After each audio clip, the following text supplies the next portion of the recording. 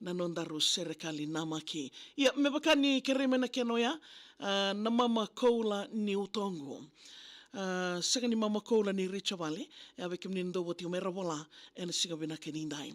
I sebu ni weki laingo sa mengu wulo ai ni ngā lili, e molodi au ndina meu a serlaka weki muni, na ilesu ni sala ni weki lai au ngumia kenaki, nongo a se dhaka tu, e na mange na BSP. E teke bubuka sakasaka na weki laingo, e ndau a kiweti ke na wasa ka wukada na o. Tau soi e na vendinati mai na kena soso, dambe binaka me utibuka yani na kena I dho. Usolo na veitala noa me tini katolo na embaki. I nongo turangan reo koi walombongi ni awi. Tamana ni mbula kena wanga mo vengaravi, rosi ni veivaga mene ndarukadi. Uncle Jubibi, ndau kadibi vera tau na luvengo. Ni waka kumbula tu wakawuni kau ni wakadengo. No mua vele si aki woli e na loma I viti levo ve soko yaki kena wanga ni mbera na nomu lesu. La kemba ki tabe uni na kena mua sambola. Koro wauta I levo wata ke singa toka. Lesi sara ki levoka kena I sala sadhomba loma I viti raramba e kena wale ni wala. Thubu na nandronga na nomu koro e kilai. Matangali o lewe nandronga ko kena mai. Ia wusa lo wacho na kambasi mowalai isa ratu wilia me lele abula ngone wai. Sakani a tengu na titombo ni wekila ingoka. Wana embaki nito wale wata kakarona.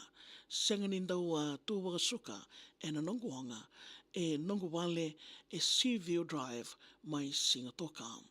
E lili na loa e na ilesi ke levoka. O rosi salai wanga sema nonombula. Ndeo mai ki viti levo me ngarai na idula. Koromo mo tekiwo sa tatau isa audua. Rui mosindina ni sengana vei sao milaurai. Ni sa ngude kede na sasanga wakabuni wai. Ra soli sele nona wawale ka mimbula mai. Musiti au ni vei talatalango e tawa tanrain.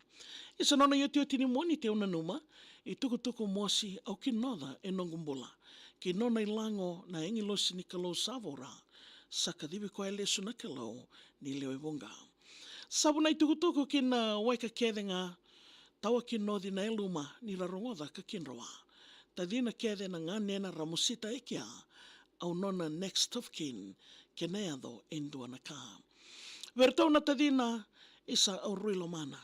Ombulau ke wai ni ngone, ombulau ke wai ni ngone nduando sara.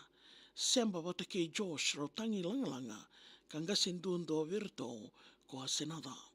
Viao e sa nduandina na kena mosi. Ni o wakila kena ndole ki koso nongurosi. Sa nambololo ni wagananano na kena mbongi sa sanga ke dembera ni kalau saka dioti. Ndrabe ke nona I tubutubu ni mbulangoka. Andi meriani ke merewai rosaloloma. Ratovilia me ke ase rabaka sosolo toka. Me lai liu ni tamana ni mbula ki lau toka. Winawa lewu rosi na nomu mbula. Ni elomu rira rama kaseka bula. Ke tau sa maindolea e mosi ni o kauta me karoni a dhawa ni si na kau wula. Rosi au sawaga nui ki na matako ea. Ke na nonda kalau levo me ndawe tata. Sombo na wagadengo ki na waika kedenga. Namu na wagadengo wanandau ni lewa. Me satini tale ke veti na nongo e luma. Tamata vinaka kandina lewa na ka e wonga. O na mate ni mbera na viliwai mona numa. Salu ni lolosi mai vei Andy na uluvola. Ia vikam ni na vivekani ndobo de tiku mai na singa vina kenindai na nondaru Serekali namaki kena e wili ki talitiko ni kere talitiko mai e na singa vina kenikoa e na nondaru I wasen ngauna ni vakata. No musal ni kai kamuraki na viti FM kuri ngole dava na namaki talitiko na moni tini madao ketu mai nondaru Serekali